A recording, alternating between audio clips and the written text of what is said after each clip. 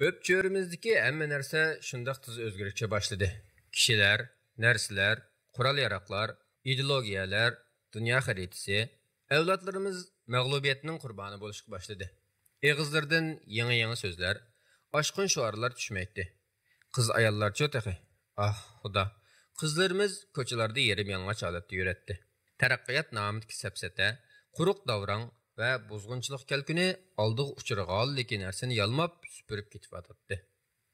Acaba insonlar taraqqiy qilish va madaniylashish uchun zolimning qamchisidan qo'rqib titirishi, erklaridan mahrum qilinib, qul malaylardek ishlatilish kerakmi? Tarbiyaga ega bo'lish uchun iymondan chiqish shartmi? Nimishqa taraqqiyot degan adolat va hurriyat bilan chiqish olmaydi? Nimishqa butun dunyo koinotning yaratquchisiga iymon etishda birlik kelmaydi? Nima uchun ayollarning badallari yanglashlanmay, buzuqchilik, fitna fasod avj olmay turib gullangili bo'lmaydi? Nimishqa bir qavm yana birisini yo'qotmay, bir millat yana bir millatning zaminiga yot irq va yot millatlarni ko'chirib kelib, aslidikisini qo'g'lamay turib do'stan o'tolmaydi? Bu kunlarda yuz berayotgan ishlar menga shaytonning o'yinlaridek bilinadi. Jangchi sabdoshlarimga doim pok va sap inqilob ro'yining tog' cho'qqilarida parlab turadiganligini aytdim. Mo'min musulmonlar jumlasidan bo'lgan Osmon Boturga qaraganimda o'tgan solihlarning simosini ko'rgandek bo'latdim. Bu kishi munqariz bo'lgan bir naslning butun umidini isil xislatlarga ega, parlaq, qadimiy bir madaniyatning intilishlarini o'ziga mujassamlagan edi. Shunga men o'lgichi bu kishining keynidan minishga bel bog'lagan edim. Eng yangi urush aslahalari bilan qurollangan Xitoy armiyasi bilan bizning jangchilar orasida keskin janglar davom qilyotdi. Bir qator janglarda utuq qozondik, lekin bu zafar osonga to'xtadimi? Albatta yo'q. Dushmanga to'xtamay yordam kelib turadi. Bizning odam sonimiz bo'lsa, barg'ansir ozlayotdi.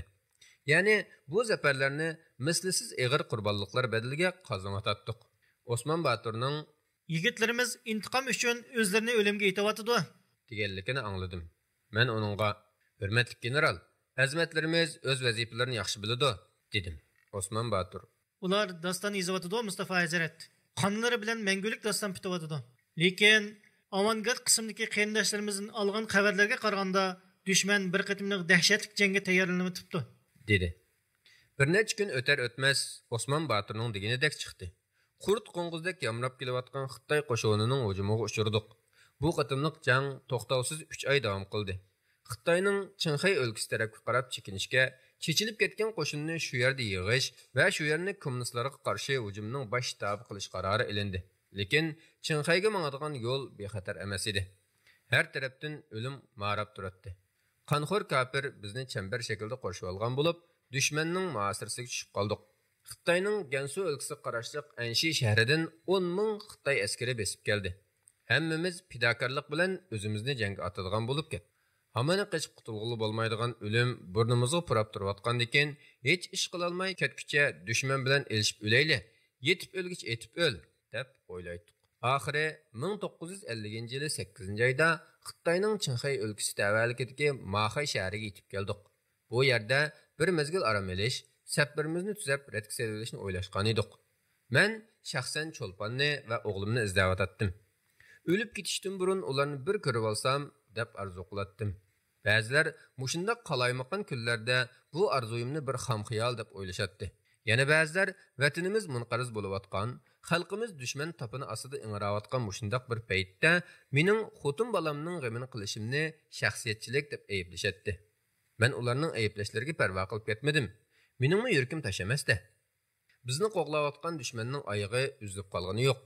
Gansu o'lkasi qarashliq Dunhuang shahridan minglab Xitoy askari bostirib kelyotdi. Keynimizdanmi Sharqiy Turkistonlik Xitoy bilan bo'lgan chegarasi hisoblangan chaqliq orqali yana minglarcha Xitoy yopirilib kelyotdi.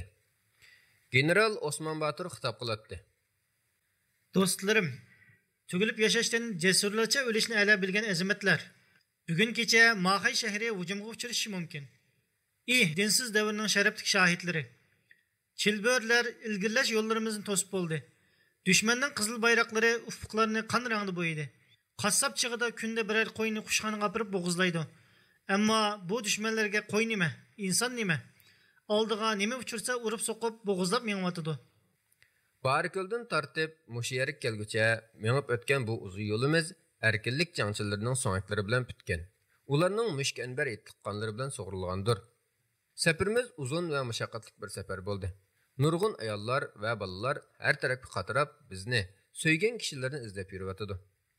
Urumchining radiolarida kommunistlarni kuylaydigan qizil naqshlar yangrab, vatanimizni ozg'in ideyalar bilan bulg'avatdi. Vatan o'g'lonlari o'z uylarida mahbusning kunini ko'ryapti. Emgak lagerlarida majburiy ishlatilyapti. Odamsiz chet qishloqlarga surgun qilinib, tugashtiriladi. Yana nurg'unlari o'lim maydonlarida unsiz pig'onlari Allohga yilinishlari bilan o'limning melodiyasini yangrayotdi. U tirik shehidlarning oqibati bu yerda jang maydonida shehid bo'lganlarnikidan ichinishliq. Do'stlarim, jangga otlanayotimiz. Agar aranglardan hayot qolg'uvchilar bo'lib qolsa, bizning jihad hikoyamizni, tartgan azob uqubatlarimizni dunyoning har qaysi joylaridagi uxlab yotgan musulmon ummatiga anglatsin. Mashriqdan mag'ribgacha arab dunyosidagi Indoneziya, Malayziya, Turkiya, Hindiston, Pokistondagi musulmon qarindoshlarimizga Turkiston Allohning va insoniyatning dushmanining qo'liga tushib, ikkinchi Andalus bo'lib ketdi desin. Kim biladi? Musulmonlar bir kunlarda g'aflat uyqusidan uyg'onib, hamkorlashib dushmanga jang e'lon qilsa, Alloh taolo ularga nusrat berib qolsa ajab emas. Dunyoning har qaysi yerlaridagi musulmonlarga aytinglar, dushmanning gazet jurnallariga ishonmasin, o'ydirma tarixiga, falsafasiga ishonmasin, chaqiriqlarga aldanmasin. Osman Batur beshini ko'tarib osmonga qaradi. Ondan qiblaga yuzlanib bizni namozga chaqirdi. Ertasi dushman butun kuchi bilan bizga hujum qildi. Jang nihoyat qizib ketdi. Oxirgi qatimliq jangda elimizdagi hamma narsamiz, g'ururimiz, iymoniy kuchimiz bilan maydonga tushdik va mag'lub bo'ldik. Osman Batur dushmanning qo'liga tushib qoldi. Egizrak bir cho'qqida qarab turatdim. Uning beshini tik tutib, mag'rurlarcha meng'atqanligini ko'rdim. Kommunistlar ha deb uning yengidan, bo'kidan va tonining peshidan tortib tashlaydi. Osman Batur bo'lsa, futqolik kishanlik holatdimi ularning yuziga tükürib, putlab bo'lsa-mu bo'y bermaydi. Mujohidlarimiz shuncha talofatdan keyin hayot qila olgan ozg'ina jangchi har tarafga chechilib ketdi. Lekin hammasi degidek Kashmir chegarasi tarafga qarab yo'l olgan edi. 1951-yili 29 aprel kuni qahramon general Osman Batur jazo maydoniga elib kelindi. Turkistonlik va Xitoy bo'lib 90 ming kishi bu maydonga qattiq tahdidlar bilan haydab kelingan bo'lib, qahramonga beriladigan o'lim jazosini ko'rishga zo'rlangan edi. Shundaq qilib Osman Batur shehid bo'lib ketdi. Meni tonimaydigan bir top kishining orasida qolgan edim. Amaliyotdimi tonilib qolmaslik uchun Dunxondan kelgan askarlarning kiyimini kiyib olgan edim. Shehid Osman Baturga qarab, ko'zlarimdan yosh quyilib tursa-mu, asabiylarcha kulatdim. Yashsun adolat deb varqiraytdim majnunlarcha. Shum niyatlarning ko'nglidek qap-qorong'u bir kechada yo'lga chiqdim. O't dengizidan qochqanlarning sepiga qo'shildim.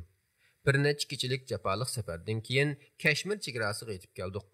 20 ming qo'zg'olonchi jangchidan bu yerga yetib kelaligini faqat 300 atrofidagi kishi edi. Chunki dushmanlar chegaraga tutashgan yo'llarni qattiq qamal qilib, Tibetning Sinkurs, Kutsao va boshqa shaharlarda jangchilarimizni qo'g'lab yurib, o'qqa tutib Dushmanmo xil qattiq talofatga uchirdi. Oxiri bizdan chegaraga yetib kelgan 300 dek kishi Kashmir tavalligiga o'tdik. Ko'pinchisi eri shehid bo'lib tul qolgan ayollar, dadasidan ayrilib yetim qolgan kichik bolalar edi. Nihoyat Kashmir poytaxti Srinagarga yetib keldik. Bizdan burun yetib kelgan turkistonlik mujohidlardan bir jamoat oldimizga chiqqan bo'lib, ko'zlar alaman ichida tonishlarini izlashatdi. Tepishqanlar quchoqlashib, ko'rishib degandek atrof qaynon tashqinliq cho'mib ketdi. Safarning ardiqqa qattiq yetgan va necha kechadan beri uyqusiz bo'lganim uchunmikin bir bo'lingda uxlab qoptiman. Qanchalik vaqt o'tganini bilmayman. Yumshaqqina bir qo'lning yuzlarini mehr bilan selishdan uyg'onib ko'zimni ochdim. Uyg'onsam kun patay deb qolgan ekan. Yo'q, uyg'onmagan o'xshayman. Tush ko'ryotamdimi qandoq? Ah, xudo. Kashmir ayollarining kiyimiga o'xshaydigan kiyim kiyib olgan cho'lpon ko'z oldimda turardi.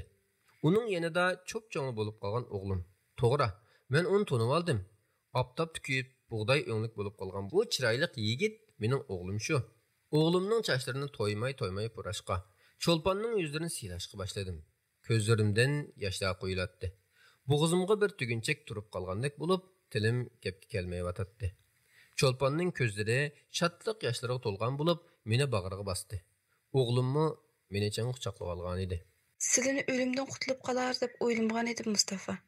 Ko'zlarimga ishonolmayapman. Chochlariga qurur tushibdi. Yuzlarini yillarning yo'l izlari qoplabdi. Silsiz o'tgan bu yillar bir asrdek bilindi. Balamning peshonasiga mehr bilan suyib qo'yib, musulmon xalqimni chegaraning u tarafida Xitoy va Urus ikki yirtqichning panjasi orasiga tashlab qo'yganim uchun ko'nglim to'lib yerim, dedim. Cho'lponning chiroyi bir qavat qayg'u alam bilan qoplangandek sulg'un edi. Hasrat bilan Baytul Haramga berishni bek orzu qilardim. Makkada yoki Madinada yashab qolsak, nima degan yaxshi bo'ladi? deb pichirladi. Keynimga burilib, qorong'ulik qo'yniga singib ketayotgan ufqqa qardim. Masjidning bo'sog'isida shahodat sharbatini ichgan Mansur Durg'uni esladim. Tümür rishatqalar keynida jon uzishgan mo'min qarindoshlarim yodimga keldi. Osman Baturga ergishib kirgan janglarda shahid bo'lgan sabdoshlarim ko'z oldimda namoyon bo'ldi. Osman Baturni jazo maydoniga elib ketib borgan chog'dagi odam dengizining simosi ko'zimga qaytib ko'ringandek bo'ldi. Baytul Haramga borayli, dedim men g'amkin ohangda. Charchab, oldin ketgan ro'yimizni tirildirish uchun muqaddas zamzam tomchilariga ehtiyojimiz bor. Xiyol qushlarim qanotlandi. Mana men bir top hojilarning orasida Xitoy va ruslarning tumur qapaslaridan qutulgan musulmonlarning ozodlik xush xabarini yetkazib to'g'lab yuratdim. Mana kepallarni yetib tashlab, tavhid bayroq ostida jam bo'lib, asoratdagi millionlagan qarindoshlarni qutqizish uchun yo'lga chiqqan milliard kishilik musulmon jangchilar qo'shini ishit turatdim. Mana bu mening hikoyam.